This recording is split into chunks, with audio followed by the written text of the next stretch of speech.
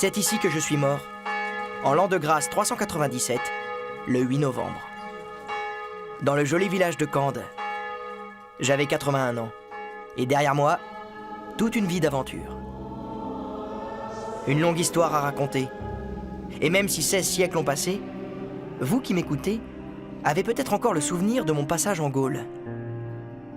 Je suis Martin, le petit enfant de Pannonie. Martinus, le légionnaire qui partage son manteau aux portes d'Amiens. Le moine Martin, fondateur du monastère de Ligugé. Je suis aussi l'évêque Martin de Tours, le 3e évêque de la ville. Je suis Martin le pèlerin, qui traversa plusieurs fois l'Europe d'est en ouest, du nord au sud. Enfin, je suis Saint Martin, et c'est sûrement ainsi que je suis resté dans votre mémoire.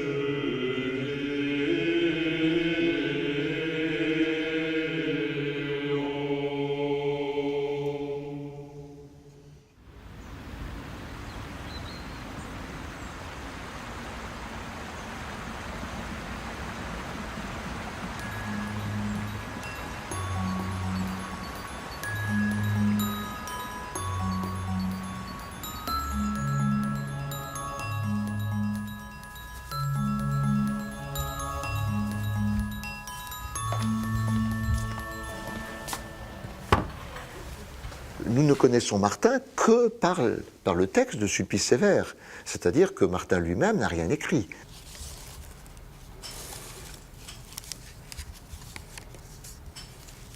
C'est un manuscrit qui était considéré comme, déjà à l'époque, comme très précieux de toute façon. Ce que Sulpice Sévère a voulu montrer, c'est que Martin était un véritable saint. C'était un défi pour Sulpice Sévère, parce qu'un saint, dans le christianisme du IVe siècle, c'est un martyr. C'est quelqu'un qui a été mis à mort pour sa foi, en tant que témoin de sa foi.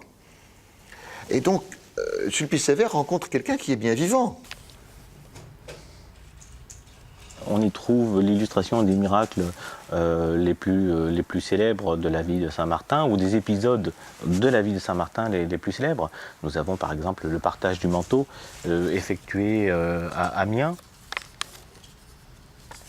Nous avons Saint Martin devant l'empereur Julien refusant de continuer à servir dans l'armée. Le livre de Sulpice Sévère a connu un immense succès, mais de fait, Saint Martin, c'est le premier saint qui n'est pas un martyr.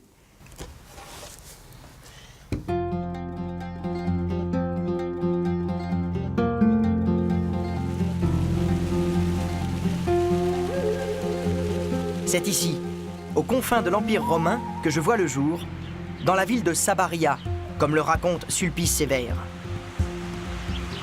Ma famille est attachée à l'empereur et le culte des dieux romains domine. Mais déjà, venus de l'Orient, de plus en plus de voix s'élèvent pour faire entendre le message du Christ. Un message qui m'interpelle dès mon enfance. On se situe très clairement après 313, qui est la date clé fondamentale, c'est la date de ce qu'on appelle l'édit de Milan, ce texte par lequel Constantin autorise le christianisme dans l'Empire romain. C'est la liberté de l'Église. Et donc très clairement, il n'y a plus de persécution des chrétiens après 313. non seulement il n'y a plus de persécution, mais l'empereur lui-même est chrétien, la famille impériale est chrétienne, et l'empereur favorise le christianisme. C'est peut-être le tableau le plus intéressant du point de vue de Saint-Martin. Hein. Donc là, on a du mal vraiment à identifier les personnages. Ouais. Ça doit être certainement les notabilités de l'époque. Saint-Martin en Hongrie, c'est un saint qui, par son culte, relie l'ancienne Pannonie romaine à la Hongrie chrétienne. Également du XVIIIe siècle, un maître viennois qui l'a fait. Ce qu'on sait d'après la vie de Saint-Martin par Sulpice Sévère, c'est qu'il est né dans une famille païenne. Donc, et son père s'opposait à ce qu'il devienne chrétien.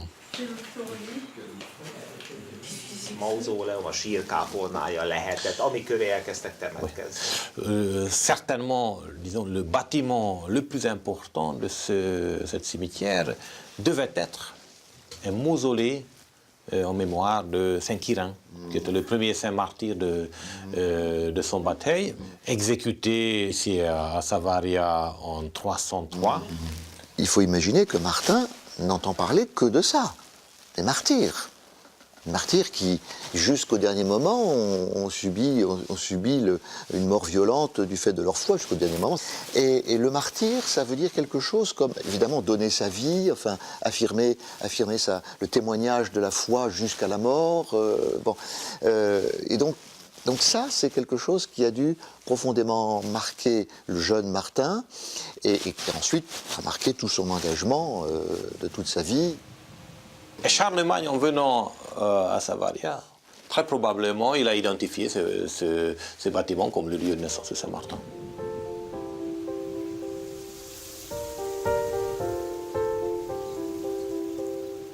En ces temps fragiles, où le christianisme cherche sa place, je fréquente, comme mes contemporains, les sites hautement spirituels. Pannonhalma en fait partie. Ce n'est que bien plus tard que ma légende fera de ce lieu un monastère.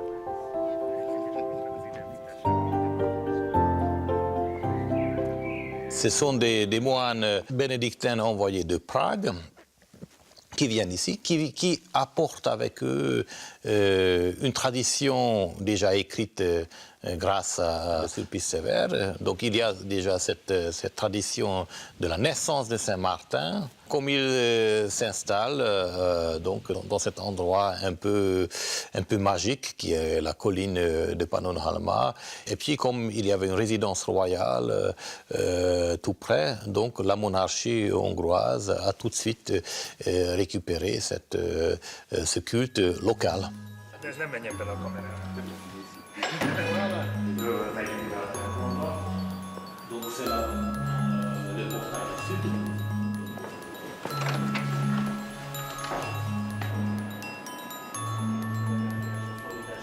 Donc en fuyant les Turcs, les moines n'ont pas sauvé forcément les manuscrits les plus précieux, mais surtout les incunables. Les incunables qu'ils venaient d'acheter, en fait, qui étaient très chers, bien entendu.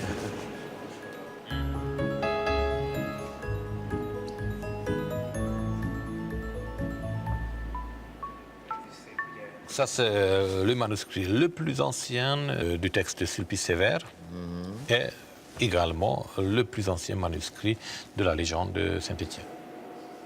Ici, c'est le premier monastère de la Hongrie chrétienne royale. Ça montre un peu la solidité de l'exemple de Saint-Martin et ça montre également qu'il existe un système de valeurs qui est tout à fait perpétuel.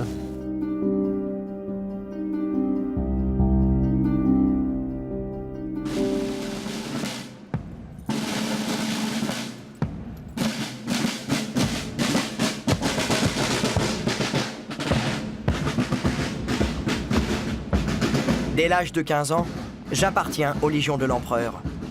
Nous parcourons l'Empire qui va de la mer Rouge à la mer du Nord.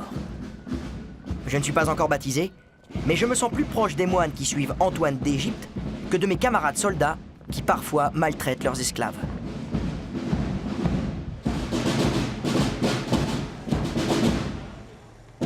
On sait qu'il a servi dans un corps d'élite, ce qu'on appelle en latin alae scholares, c'est-à-dire la cavalerie impériale. C'est pas un simple soldat, et on sait aussi qu'il avait un esclave à son service.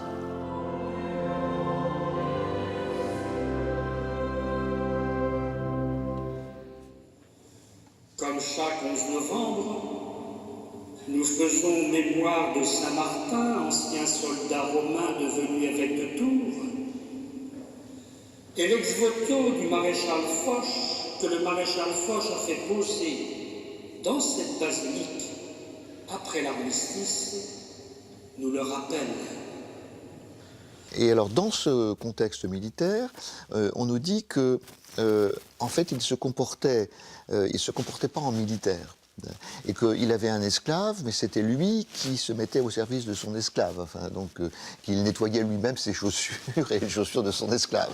Bon, voilà. Il se comporte avec humilité. Il se comporte, en quelque sorte, déjà en ascète, puisque, au fond, sa volonté première, c'était la vie religieuse, c'était la vie ascétique, et que c'est bien sûr ce qu'il va pouvoir réaliser après avoir quitté l'armée.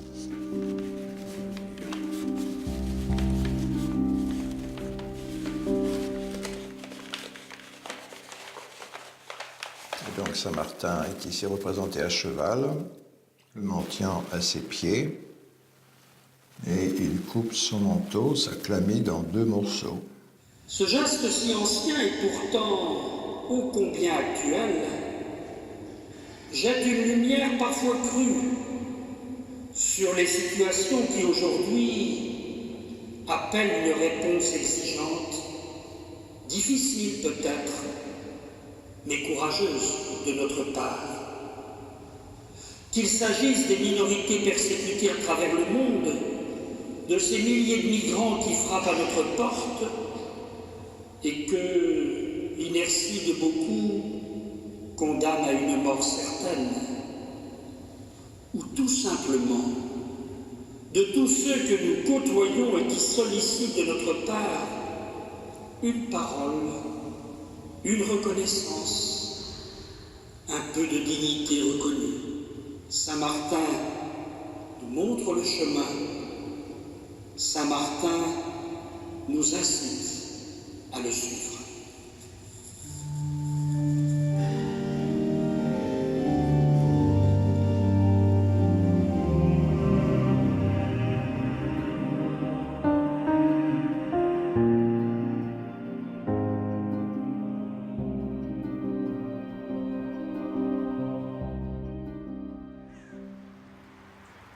Nous sommes en plein hiver, un hiver rigoureux.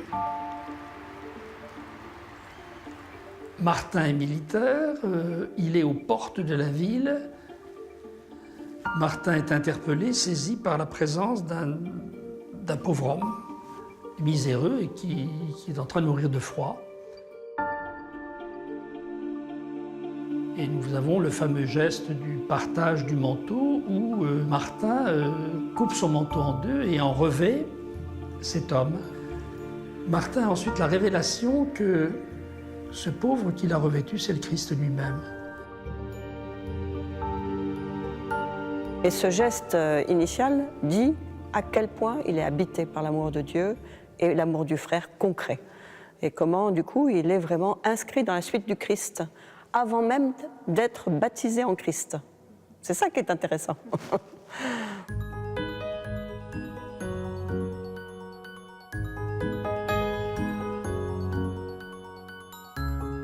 Voilà, une problématique qui est vraiment aujourd'hui très très forte. Hein. Le pauvre, c'est d'abord celui qui est exclu et celui qui est humilié. Et je pense que dans l'iconographie, on marque bien ce côté, je dirais, de l'indigent, de celui qui est vraiment mis au banc de la société et qui attend que quelqu'un le regarde.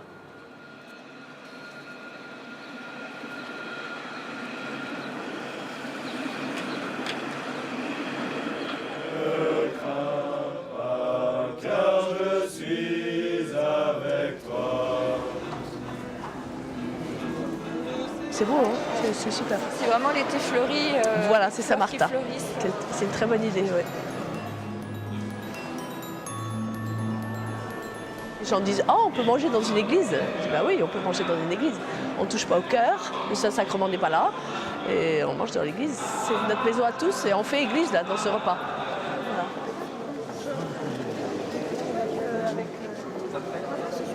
Bonjour les jeunes, vous êtes d'où, vous? Vous êtes d'où? De Saint-Étienne-de-Grand. Saint-Étienne-de-Grand. Après, je peux vous donner des petits trucs à faire si vous voulez, d'accord? On a besoin de beauté, donc vous voyez que l'église est magnifique, elle est très très bien décorée avec les fleurs de l'été de la Saint-Martin. Et puis la soupe est très bonne, elle est faite avec des légumes qu'on nous a donnés des producteurs, très bons. On essaye que ce soit bien, on invite des amis, hein. C'est un repas d'amis. La première des revendications, je dirais, de la personne qui est en situation de pauvreté, de précarité, c'est d'abord d'être regardé comme une personne et comme un être humain. Et c'est ça que voit Martin. Il croise quelqu'un que personne ne voit plus. On se revoit aujourd'hui. Oui. On s'est mis à Lourdes. Et lui le regarde et se sent, je dirais, pris aux tripes, au sens de je ne peux pas passer à côté d'eux sans rien faire. Et du coup, il a ce très beau geste de partager son manteau, et c'est un geste très engagé parce que du coup, il partage quelque chose qui lui appartient bien sûr, mais qui en même temps est le symbole de son statut social. Donc, il engage quelque chose de très fort en donnant la moitié de son manteau. C'est plus que, je dirais, donner une pièce. Donner son manteau, c'est donner quelque chose de soi-même, de ce qui symbolise sa propre réussite sociale, etc. Je vous souhaite la bienvenue. Merci d'être venu partager ce repas en ce jour de Saint-Martin. Nous avons la chance d'avoir Monseigneur 23 et Monseigneur Robertin. Allez-y, Monseigneur. Je suis heureux que Cardinal 23, mon prédécesseur ici à Tours, ait pu venir vous rencontrer ici. C'est une grande joie pour moi de commencer la célébration de la Saint-Martin en venant vous dire bonjour dans un lieu de prière et un lieu de fraternité. L'héritage de Martin est beaucoup plus un héritage spirituel, et quand je dis spirituel, ça ne veut pas dire qu'il reste dans les nuages, qu'un héritage matériel. Ce n'est pas les quelques ruines, ce n'est pas le peu qui nous reste de son corps lui-même, puisqu'on sait que les reliques ont été l'objet de pillages, de vols, d'incendies, etc. Ce n'est pas ça qui est l'essentiel. L'essentiel, c'est effectivement son message. Et encore une fois, son message nous a été livré par sa vie. Donc la Fraternité Saint-Martin, c'est réunir des gens en situation de souffrance et d'autres, et partager un chemin de foi et de fraternité. Tout le monde trouve sa place. On essaie que chacun puisse trouver une place à la mesure de ses talents, de ce qu'il porte. Alors c'est pas toujours facile, la fraternité. Les gens en souffrance, quelquefois, ils nous bousculent. Voilà, ils nous changent de programme, ils sont pas à l'heure, ils sont pas là. Bon, moi, ça fait des années que je suis là-dedans, ça me gêne plus, mais je vois bien qu'il y a des gens un peu raides, ça les stresse. Bonjour! Je peux pas t'embrasser, mais carrière. Josette, Jeannette, oh la table magnifique là. Ah ben vous n'êtes pas trop mélangés. Les gens changent quand on leur fait confiance, ils grandissent. Et on grandit les uns par les autres. Donc c'est ça qu'il faut qu'on essaie de développer. Le but, c'est de se mélanger. Donc vous avez des... Peut-être que dans les paroisses, on est trop dans une science, dans un savoir. C'est nous, les paroissiens, on sait. Enfin, alors qu'il faut aller se frotter à d'autres qui ont d'autres choses à nous apporter. Mais après, ça s'arrête là. Hein. Je sais dire Mirdita, Mirupavshim, Siye. Bon appétit.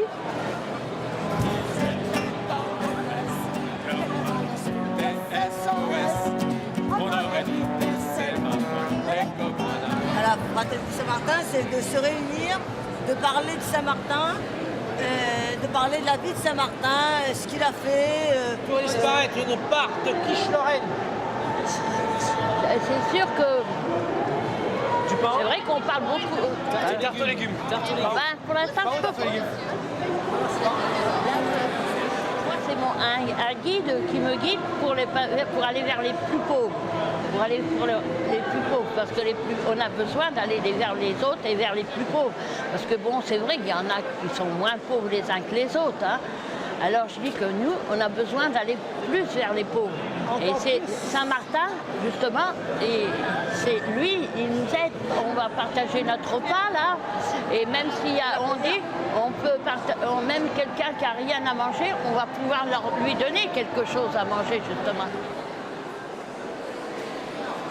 La miséricorde, elle a souvent eu une mauvaise presse d'une certaine façon. On la voyait comme une... Voilà, on se penche, on se... Voilà, un côté mièvre, je ne sais pas quoi, condescendant en quelque sorte. Nous redécouvrons le sens de ce mot. C'est vraiment le cœur, miséricorde, le cœur qui se laisse toucher par l'autre.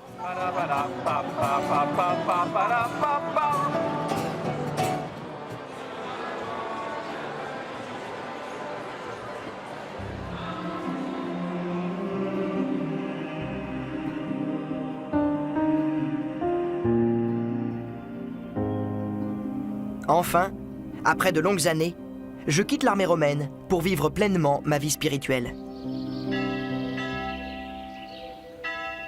Ma première impulsion est de rejoindre Hilaire à Poitiers. Je partage sa vision du christianisme.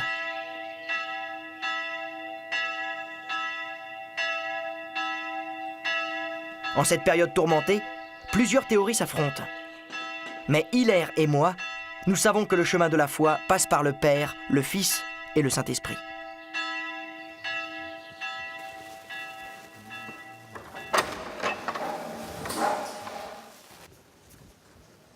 Ce sont les vestiges en fait de la villa gallo-romaine dans laquelle Saint-Martin s'est installé donc, au IVe siècle. La crypte a été découverte dans les années 50. Il y avait des ossements et effectivement des squelettes, des partout, des poteries, etc. Certainement, c'était un lieu, une nécropole, quoi. On déposait les défunts, voilà. Mais en fait, voilà, Saint-Martin se serait installé ici pour vivre comme ermite, et après, quelques frères seraient venus vivre avec lui, voilà.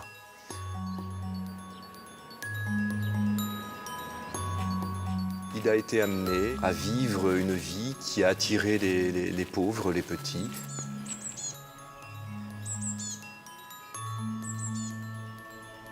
La tradition rapporte qu'à proximité de l'actuel monastère, Martin a ressuscité un catéchumène. C'est un lieu de vie spirituelle assez intense par l'attraction que Martin a exercée auprès de ces gens qui se sont rassemblés auprès de lui pour vivre cette vie monastique. C'est le point de départ de la vie monastique en France, ça c'est indéniable. Le phénomène du monachisme, c'est quelque chose qui est né dans l'Orient méditerranéen, et même en Égypte. Quand Martin s'établit à Ligugé, après des tentatives malheureuses à Milan et à Gallinaria, Martin se met à suivre un modèle de vie monastique, hein, entre guillemets, qui est quelque chose de nouveau pour le monde latin, pour l'Occident latin. Il n'y a à peu près rien avant Martin dans l'Occident latin, dans ce type de vie chrétienne.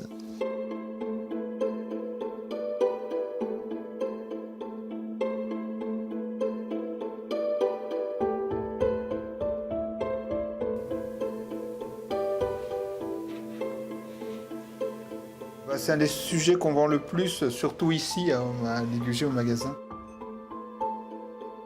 Puis en plus, ce geste-là du partage du manteau est un geste qui est assez universel.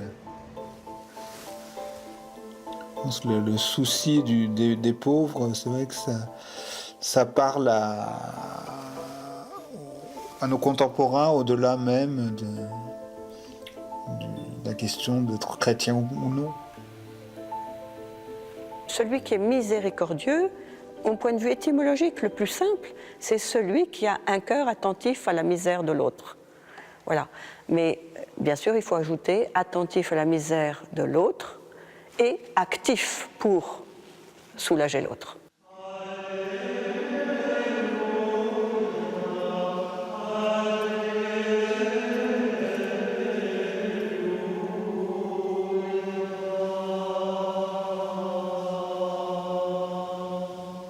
Il y a une influence de Saint-Martin dans le sens où peut-être il y a une tradition d'accueil des plus pauvres ici, dans ce monastère, et aussi quelque chose qui correspond peut-être à l'esprit de Saint-Martin, justement, qui était un monachisme probablement assez informel à l'époque, où il n'y avait pas vraiment de règles. Et c'est vrai qu'à Ligugé, on est peut-être plus souple sur certaines règles qu'on peut l'être ailleurs. Chez Saint-Martin, on avait quelque chose de plus ouvert sur le monde. Les moines qui accompagnaient Saint-Martin allaient aussi prêcher à l'extérieur, évangéliser. Ça avance. Oui, voilà, c'est ça pour faire un autre Saint-Martin. Oui. Il y a un succès, effectivement, de Martin à Ligugé, et un succès qui développe la réputation de Martin, au-delà de Ligugé, et au moins jusqu'à Tours, en tout cas. Bon, c'est pas très loin de Poitiers, bien sûr, mais bon. Et cette réputation de Martin lui vaut d'être visité par les Tourangeaux qui sont à la recherche d'un nouvel évêque. Et qui se disent, mais c'est ce moine thaumaturge qui accomplit des miracles, c'est lui qu'il nous faut comme évêque.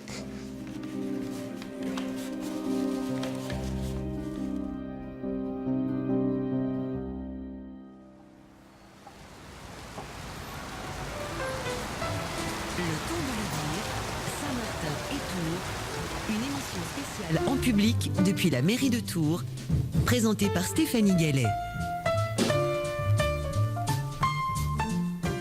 Moi, la figure de Saint-Martin, c'est celle qui domine la ville, sur le dôme, cette magnifique statue qu'on a dû déposer pour des raisons de sécurité, qu'on va remettre en place pour le 11 novembre 2016. C'est prévu, c'est sûr ? Oui, c'est programmé en tout cas. Une statue qui fait 4,60 m de haut, le saint bénissant la ville. Je pense que c'est un signe important du lien qu'il y a entre la cité, ses habitants et Saint-Martin. En l'an de grâce 371, Lidouard, évêque de Tours, rend son âme à Dieu. Je dois alors me soumettre à une décision populaire fermement exprimée. Les Tourangeaux viennent jusqu'à Poitiers. Ils veulent me convaincre d'être leur évêque et rusent finalement pour m'attirer dans leur ville. Mon refus n'y fait rien. Il n'y a pas de place pour la discussion. Pour moi, il ne peut s'agir que d'une décision divine. Je me plie alors à cette volonté. On voit très bien que quand les Tourangeaux lui disent tu vas devenir notre évêque, non. En latin, on dit coactus invitus, contraint et forcé, et malgré lui. Et donc, en quelque sorte, un bon évêque, dans le modèle qui va se mettre en place, mais là encore, on est aux origines avec Martin, mais dans le modèle qui va se mettre en place, un bon évêque, c'est quelqu'un qui doit d'abord refuser. Nous sommes au 371, et pendant 26 ans, Martin sera l'apôtre de cette cité.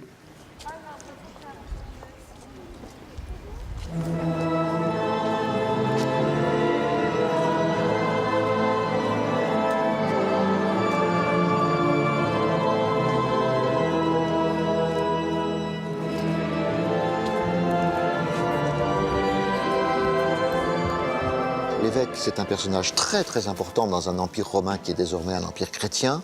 Et la charge épiscopale va être de plus en plus occupée par des membres des grandes familles de l'aristocratie romaine, gallo-romaine pour la Gaule.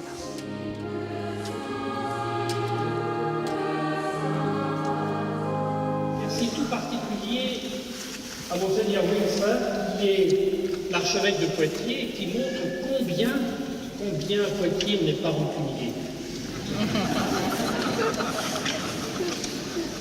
Il va se consacrer réellement à sa tâche d'évêque, incontestablement, tout en voulant demeurer un moine, d'où la fondation de Marmoutier, de l'autre côté de la Loire. Dans un lieu de grande solitude, il implante la vie monastique avec un certain nombre de disciples, etc.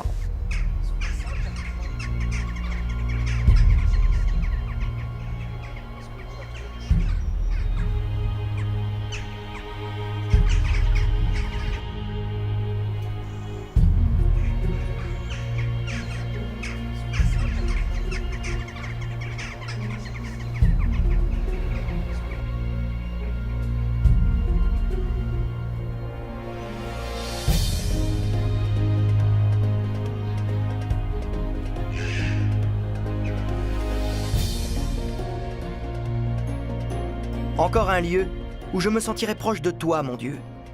Avec mes frères moines, nous porterons ton message toujours plus loin dans les cœurs. Il a été celui qui n'a pas hésité à sortir.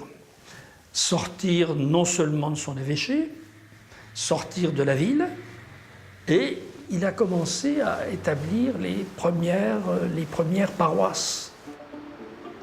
On connaît les paroisses qu'il a établies. La vie chrétienne est sortie de la ville.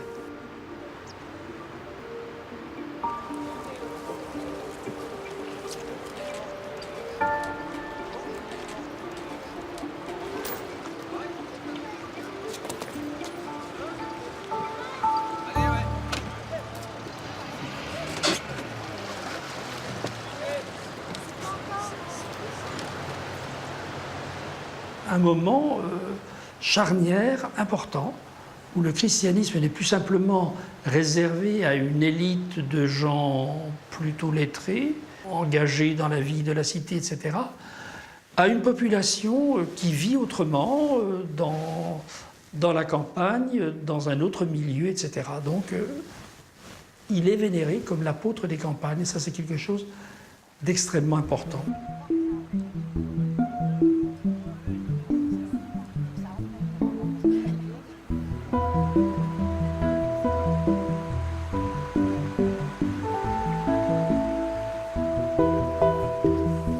De Saint-Martin s'est propagé dans toute l'Europe de manière assez incroyable. Et si on prend par exemple la France, c'est 3700 églises qui portent le nom de Saint-Martin, c'est 220 communes. Hein.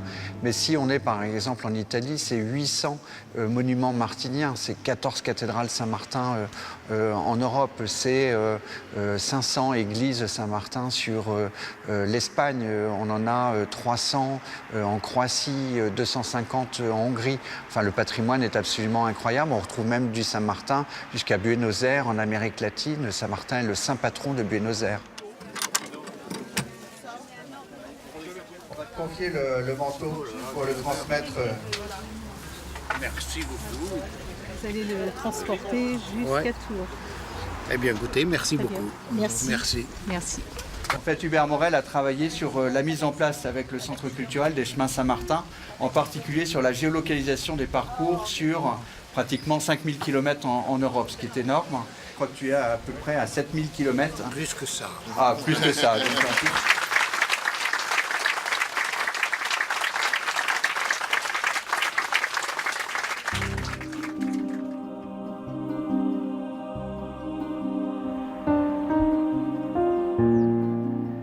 Soldat romain, j'ai beaucoup voyagé. Moine ermite, j'ai marché sans relâche.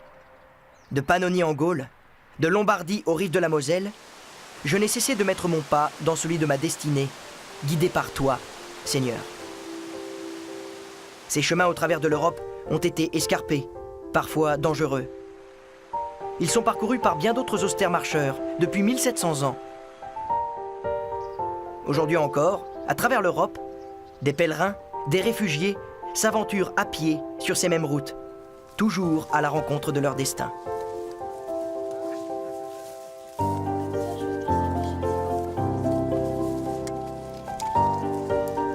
Je pense qu'en fait, tous les endroits sont absolument incroyables autour de Saint-Martin. Chaque chemin a sa propre histoire et en fait, chaque chemin fait vivre quelque chose de bien particulier. Le chemin de l'été de la Saint-Martin avec Camp de Saint-Martin, c'est un lieu tellement incroyable qu'on peut rentrer tout de suite dans ce que Saint-Martin a pu vivre dans ce lieu. C'est un lieu très inspiré, très spirituel, très fort. Quand on est à Ligugé, abbaye fondée par Saint-Martin, on se retrouve encore dans un lieu absolument incroyable, et c'est le chemin de l'évêque de Tours, avec la traversée de petites communes où le contact, la relation est absolument fabuleuse.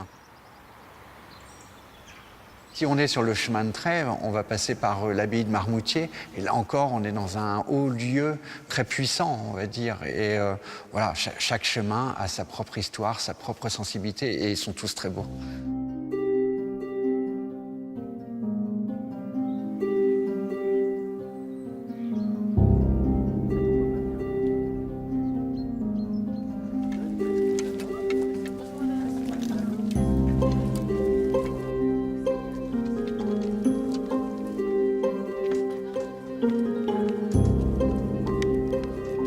carnet, c'est un document qui permet de justifier qu'on est pèlerin, qui permet aussi l'accès aux gîtes qui peuvent exister sur ce chemin.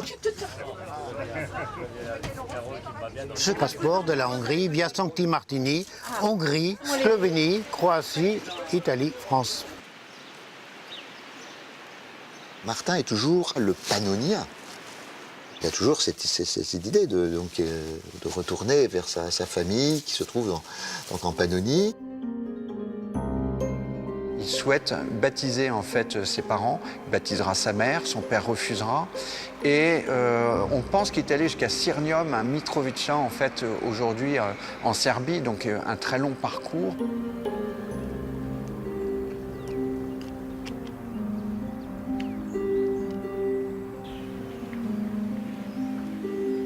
Grégoire de Tours raconte comment Clovis a voulu honorer Saint-Martin à Tours et faire de Saint-Martin le protecteur de son armée dans la guerre contre les Visigoths.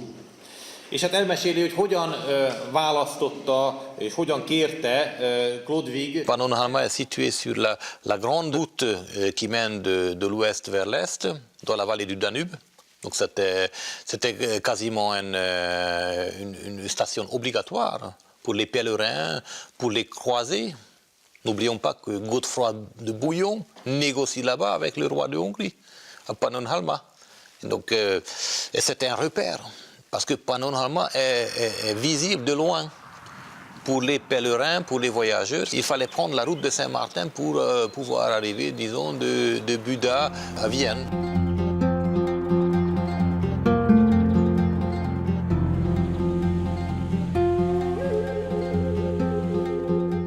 En fait, il s'agit d'un chemin de 2050 km.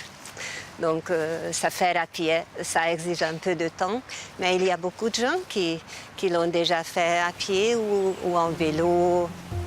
Donc, en fait, en Hongrie, il y a plus de 500 km de chemin déjà balisés. Ici, à Budapest aussi, il y a des, dirais-je, références martiniennes. Par exemple, dans la Galerie nationale, vous pouvez admirer des tableaux du XVe siècle avec les scènes de la vie de Saint-Martin.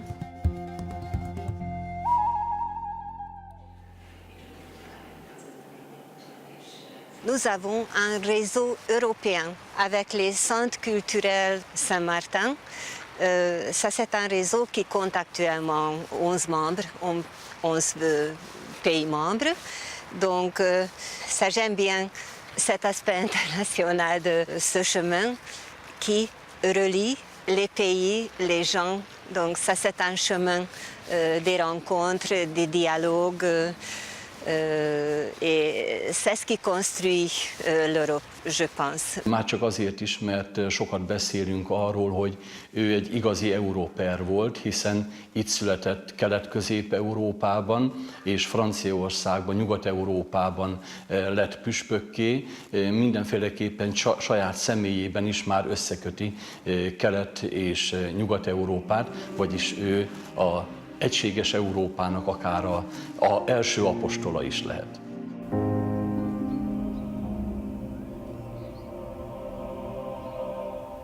La plus ancienne route pour Saint-Jacques, c'est ce qu'on appelle la Via Touronensis, le chemin de Tours, qui partait de Tours pour finir à Saint-Jacques-de-Compostelle. Mais pourquoi Tours? Parce qu'on venait à Tours pour aller vénérer le tombeau de Saint-Martin et de là se rendre à Saint-Jacques.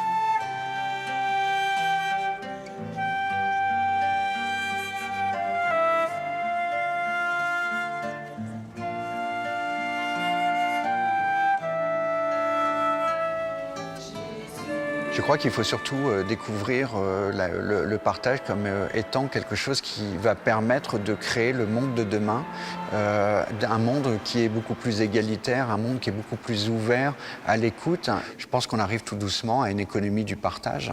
Et l'économie du partage, on en voit aujourd'hui déjà les prémices avec tout ce qui est covoiturage, le partage des appartements, le partage entre les anciens et les enfants. Et c'est tout ça qui est en train d'émerger. Il faut impérativement, effectivement, que ça prenne de l'ampleur et qu'on nous aide à pouvoir le développer pour le faire savoir au plus grand nombre.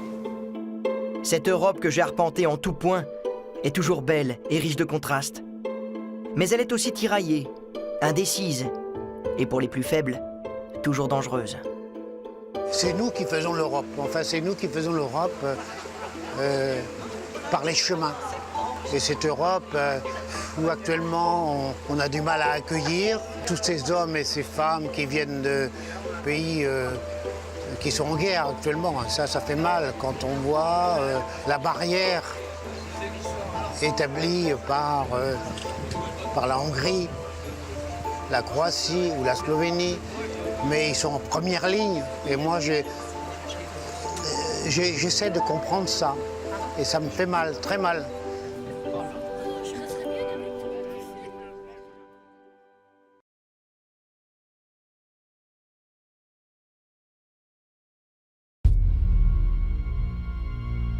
« 80 longues années se sont écoulées à tes côtés, Seigneur, sans que je quitte mon chemin. Les rencontres que j'ai faites, les gestes que j'ai accomplis sont restés dans les mémoires. On retiendra mon nom, mes reliques, on retiendra un rite, un moment de l'année ou une expression.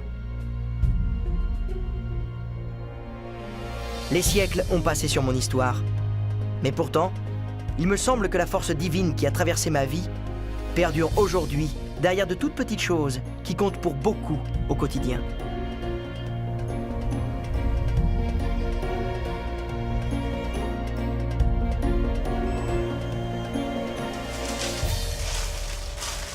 Avec le son, mais les boyaux, oui. Boyaux, oui, 25 mètres. 25 mètres? En tout cas 20, oui. Oui, on n'a pas que 20 mètres. Oui, oui.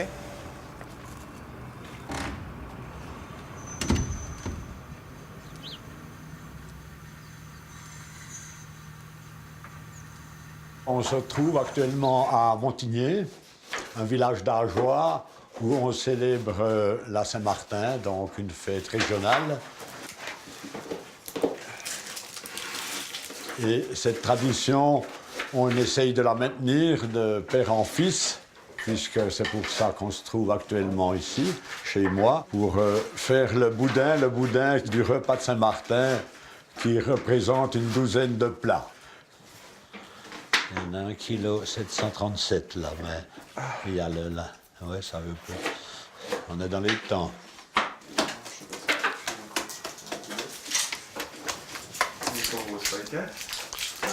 Le dimanche, c'est vraiment en famille où c'est qu'on se retrouve pour tester ce boudin. En famille. Et être à table de 11h à au dessert qui arrive à 17-18h environ.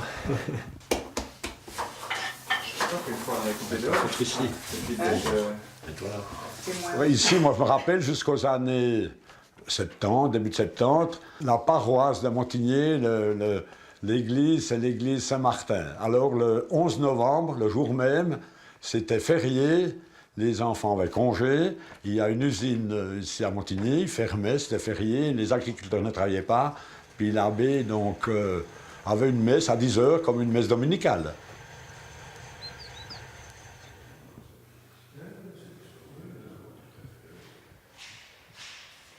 D'après nos historiens, on a eu les Romains aussi ici, alors voilà, ils avaient peut-être déjà quand même fait une petite route qui menait à Trèves, peut-être, là, on ne sait pas.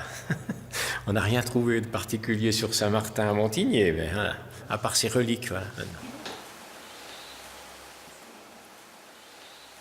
Et justement, à la Saint-Martin, il le sortait et souvent, il faisait défiler les gens, on venait baiser voilà, cette relique, tout à fait. L'abbé la tenait et il faisait passer les gens.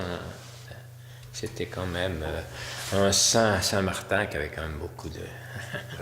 oui, chez nous. On ne sait pas exactement de quand elle date. D'après les quelques personnes qui sont venues, en regardant, on pense que c'est du XVIIe siècle, normalement. Mais on a trouvé quand même...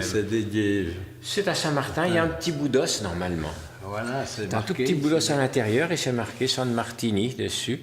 Et puis on avait un papier à la paroisse où quelqu'un qui assurait que c'était, oui, tout à fait.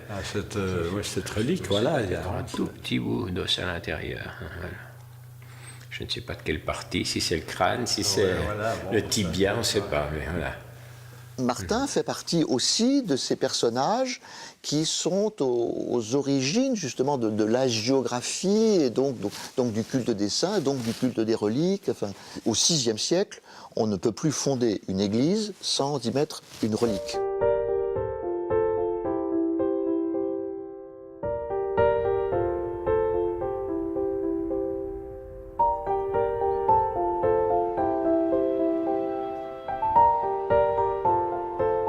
La Saint-Martin, qui se fête dans toute la joie, et le pays de la joie, ça porte très bien son nom, c'est justement le pays de la convivialité.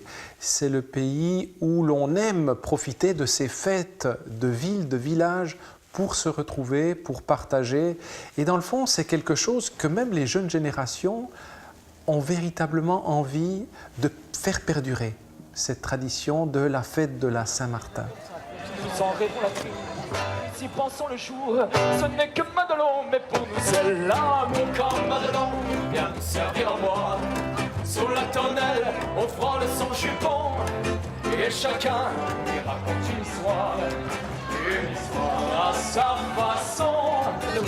On l'embrasse dans les coins, elle dit veux-tu finir? On se figure que c'est l'autre, ça nous fait bien plaisir quand Madelon vient nous servir à boire. Sous la tonnelle, on frôle son jupon.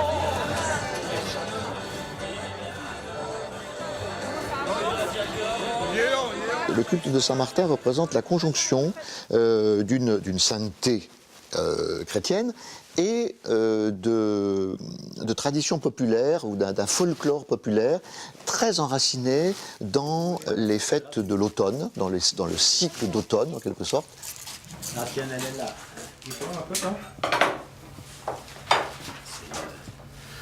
Camille, il ne faut pas tout boire. Hein. Tu laisses ça, Camille. Hein.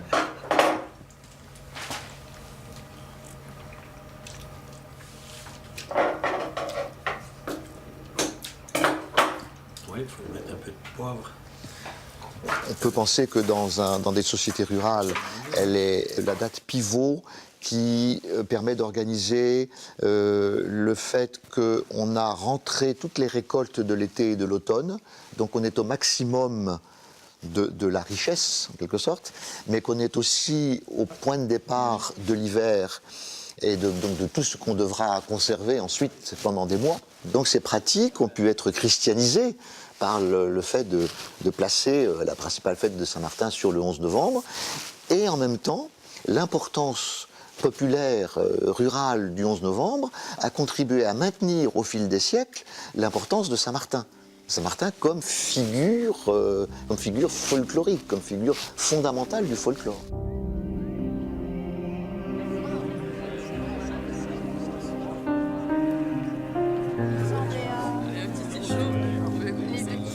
C'est incroyable. C'est incroyable. Il y a menthe, camomille et noix. La Saint-Martin, c'est une manière de réunir les familles. Souvent, les enfants qui habitent à l'extérieur ils reviennent à la maison. Maintenant, depuis quelques années, ils proposent des balades gourmandes comme ça et c'est très apprécié.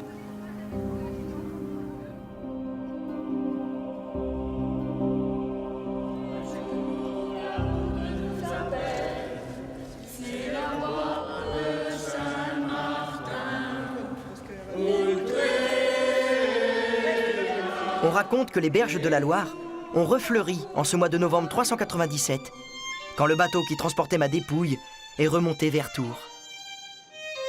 Martin, chercheur de Dieu, apôtre infatigable des Gaules, missionnaire zélé des campagnes, défenseur intrépide de la foi, C'est ici que tu t'es éteint, un certain 8 novembre 397. Pour suivre le cortège des funérailles, accourut une multitude incroyable de personnes. Tous les habitants des campagnes et des bourgs étaient là. Même beaucoup de gens venus de villes voisines.